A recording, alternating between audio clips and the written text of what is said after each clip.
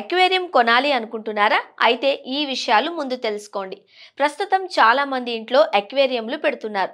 కొంతమంది దీనిని ఒక అభిరుచిగా భావిస్తారు మరియు మరికొందరు దీనిని శుభప్రదంగా భావిస్తారు. కొందరైతే వాస్తు కోసం అక్వేరియం కొనుగోలు చేస్తూ ఉంటారు.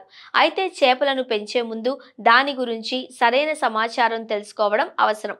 చేపల పెంపకం అనేది అందుకు ఎలాంటి ఏర్పాట్లు చేశారనే దానిపై ఆధారపడి ఉంటుందని గుజరాత్కు చెందిన మత్స్యశాఖ విస్తరణాధికారి నాగేంద్ర కుమార్ చెబుతున్నారు. వీటిలో అక్వేరియం పరిణామం, చేప జాతులు, ఆక్సిజన్, నీరు, చేపల ఆహారం మొదలైనవి ఉంటాయి. రంగురంగుల చేపలను పెంచాలి అంటే ముందుగా అక్వేరియం పూర్తిగా గాజుతో తయారు చేసినదే ఉండాలి.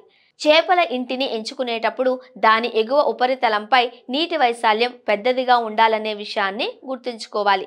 కానీ 60, 30, 38 సైజులో ఉన్న ఫిష్ హౌస్ అనువైనది. అదనంగా అక్వేరియం దిగువ ఉపరితలంపై కనీసం 2 అంగుళాల ఎత్తు వరకు చిన్న రాళ్లు లేదా గులకరాళ్లను ఏర్పాటు చేయాలి. ఇది జలముక్కలు వేసుకోవడానికి సహాయపడుతుంది. ఇది కూడా కాకుండా గులకరాళ్లను ఇందులో చొప్పించినట్లయితే ఇది ఫిల్టర్లు, పైపుల్లో నీటి ప్రవాహాన్ని అడ్డుకుంటుంది. మరోవైపు గులకరాళ్ల పరిమాణం చాలా పెద్దగా ఉండకూడదని గుర్తుంచుకోవాలి. లేకపోతే ఆహారం వాటి మధ్య ఇరుక్కుపోతుంది. దాన్ని చేపలు తినలేవు. అంతేకాదు ఆహారం మురికిగా మారుతుంది. అక్వేరియంలో శుభ్రమైన నీటినే ఉంచాలి. దీనివల్ల ఇందులో జల కీటకాలు లేదా బ్యాక్టీరియా ఉండదు. నీటి pH 6 నుండి 8 నుంచి 7 నుండి 5 ఉండాలి. వర్షపు నీరు అక్వేరియంలకు ఉత్తమమైనదిగా భావిస్తారు. అక్వేరియంను నేరుగా సూర్యరశ్మి లేని ప్రదేశంలో ఉంచండి. అయితే ఆల్గే నీరు మరియు గాజు గోడలలో ఎక్కువగా పెరిగిపోతుంది మరియు నీటిలో ఆక్సిజన్ పరిమాణాన్ని తగ్గిస్తుంది. అక్వేరియం వెనుక ఉన్న గాజు గోడ ఆకుపచ్చ లేదా గోధుమ రంగులో ఉండేలా చూసుకోండి.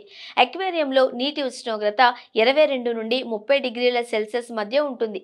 ఇవి సగటున 20 నుండి 29 డిగ్రీల సెల్సియస్ ఉష్ణోగ్రత వద్ద ఉంటాయి. విపరీతమైన చలిని చేపలు తట్టుకోలేవు. కాబట్టి రాత్రి ఉష్ణోగ్రతను నియంత్రించడానికి 50 నుండి 150 వాట్ల హీటర్ లేదా 25 వాట్ల విద్యుత్ బల్బును ఉపయోగించాలి.